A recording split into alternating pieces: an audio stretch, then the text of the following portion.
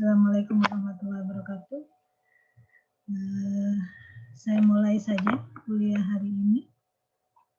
Saya sudah mereview ya, jadi mata kuliah teori bahasa dan otomata itu salah satunya kalian diberikan materi mengenai grammar, di mana dalam grammar itu ada grammar yang disebut dengan context free grammar.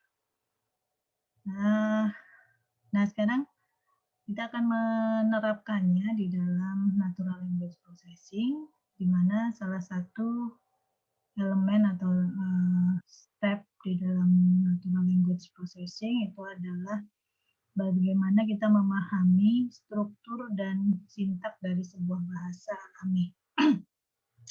Jadi dalam bahasa apapun, baik itu bahasa pemrograman ataupun bahasa alami, sebuah struktur atau disebut dengan tata bahasa atau grammar itu sangat diperlukan, di mana grammar ataupun tata bahasa itu mengatur bagaimana susunan kata-kata di dalam sebuah kalimat itu bisa terbentuk dan sesuai dengan kaidah dari bahasa tersebut.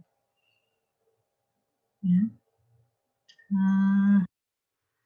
Jadi di mana dia akan mengatur cara kata itu digabungkan menjadi frase, kemudian frase digabungkan menjadi klausa, kemudian klausa digabungkan menjadi kalimat.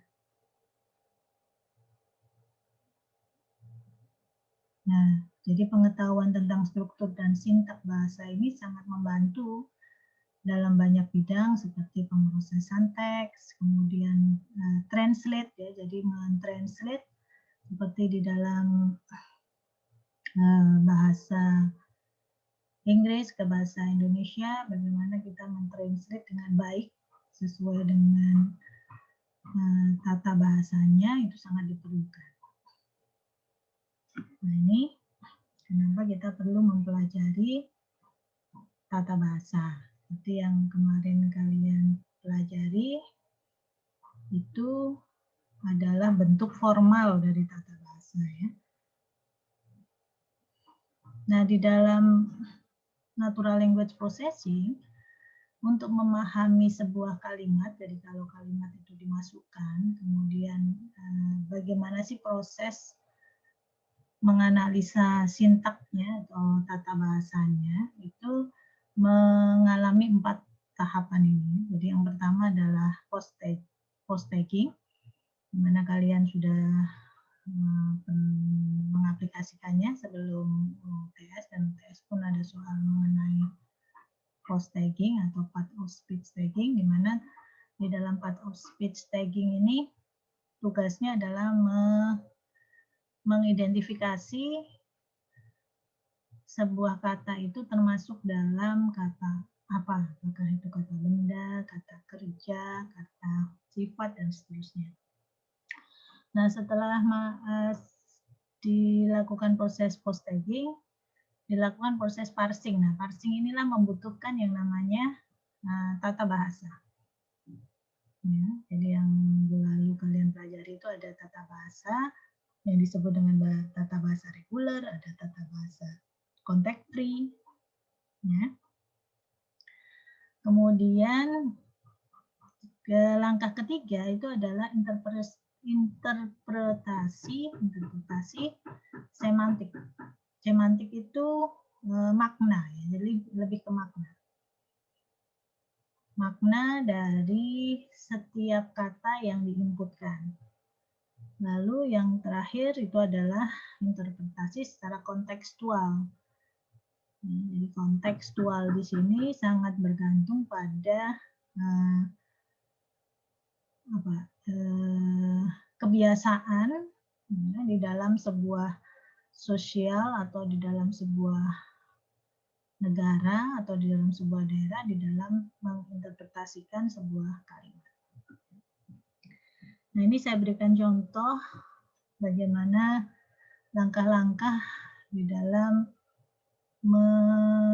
menguraikan untuk mengetahui arti dari sebuah kalimat yang dimasukkan di dalam natural language processing. Misalkan ada input, misalkan Tarsan kissed Jane. Itu input kalimatnya seperti itu. Nah, dilakukan proses parsing. Parsing itu menguraikan, ya, dari kalimat itu dia sebenarnya tersusun dari kata apa saja, apakah sudah sesuai dengan tata bahasa atau tidak. Ini. Nah, biasanya proses parsing ini menghasilkan sebuah parse tree, ya, atau pohon penguraian. Jadi contohnya di sini Tarsan kissed Jane, itu Tarsan itu adalah kata benda, ya, kata benda. Kids itu kata kerja, kemudian ya, ini noun, verb, kemudian chain-nya juga noun.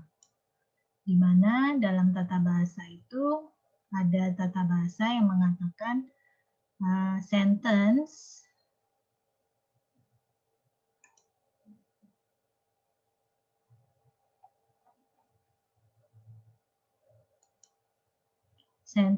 itu terurai menjadi noun atau terdiri dari noun frase dan verb frase. Nah, di mana verb frase ini sendiri terdiri dari verb dan non frase. Jadi dalam menguraikan pastry ini bergantung pada tata bahasanya. Nah, kalau melihat bentuk ini, itu tata bahasanya bisa seperti ini, sentence. Jadi ada aturan, ada production, ada rule, di mana kalau ada sebuah kalimat itu bisa terdiri dari non frase diikuti dengan verb frase. Kemudian non frase, jadi di dalam tata bahasa kita mengenal namanya non terminal dan terminal, kan? Non terminal itu adalah sesuatu yang masih bisa diuraikan lagi seperti ini. Sentence, kemudian non frase ini masih bisa diuraikan atau dia meliputi susunan yang lain, maka itu disebut dengan non terminal.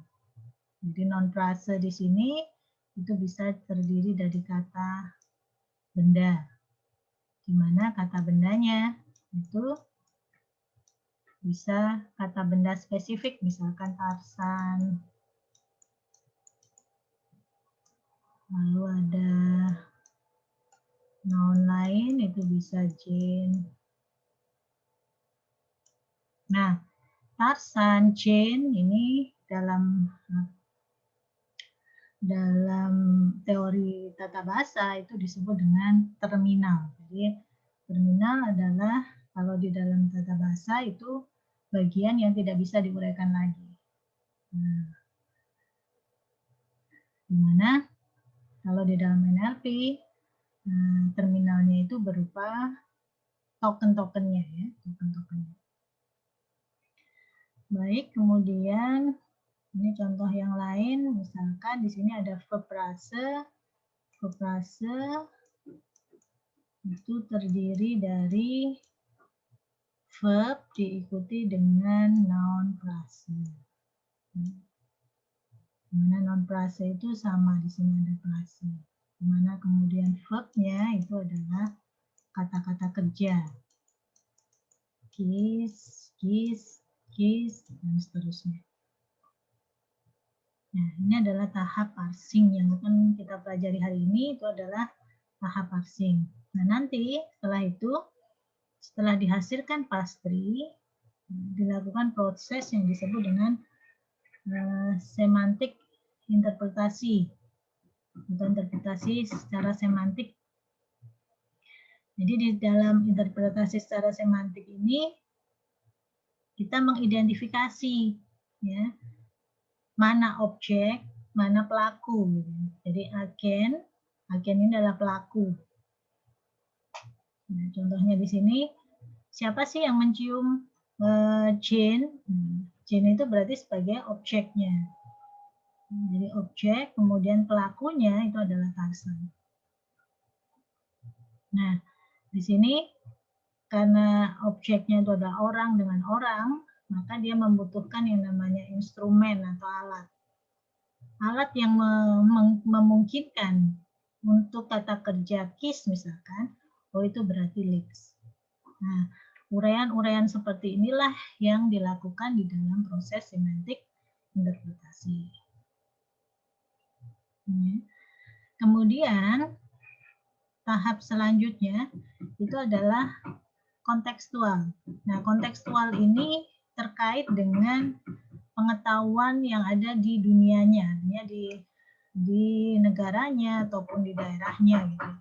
Jadi disebut juga dengan interpretasi word knowledge. Jadi realnya itu seperti apa? Ya, jadi di sini lebih detail lagi. Jadi melibatkan pengalaman-pengalaman lain. Jadi kalau Tarzan mencium Jane atau Tarzan kiss Jane, itu ada sebuah pengalaman di mana pengalaman itu mengatakan berhubungan dengan love. Nah, jadi seperti itu. Jadi dia dihubungkan dengan love, kan tidak mungkin melakukan hal ini tanpa adanya ini, seperti itu. Ya. Kemudian berhubungan juga di sini kalau kita berbicara mengenai Tarzan, kita juga bisa menghubungkannya dengan lokasinya itu kemungkinan ada di hutan. Jadi kejadian ini ada di hutan. Ya. Nah, berhubungan dengan lokasi hutan, mungkin nanti berhubungan dengan binatang-binatang lain misalkan. Jadi interpretasinya itu lebih luas, disebut dengan expanded representasi.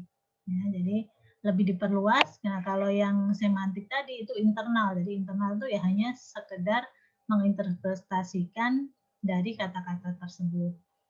Nah, kalau kontekstual itu lebih luas, meliputi lokasinya misalkan, keadaan, kondisi yang menyebabkan terjadinya hal tersebut.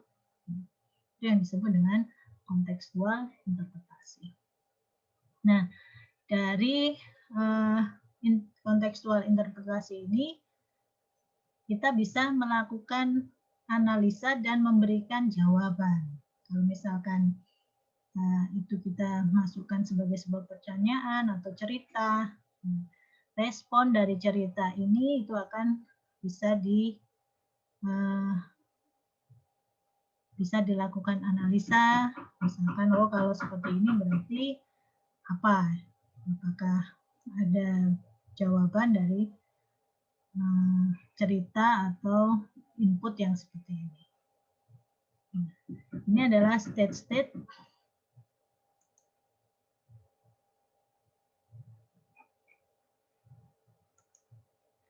ya, state-state di dalam bagaimana merepresentasikan sebuah kalimat. Nah, kita akan mulai dulu dari tahap yang pertama yang disebut dengan parsing atau parse tree ya. Yang dasar ilmunya sudah kalian pelajari di mata kuliah teori bahasa dan otomata. Yang minggu lalu sudah kalian review. Nah, untuk yang post tagging saya kira tidak perlu saya jelaskan lagi. Ini sudah kemarin, dan sekarang parsing ya.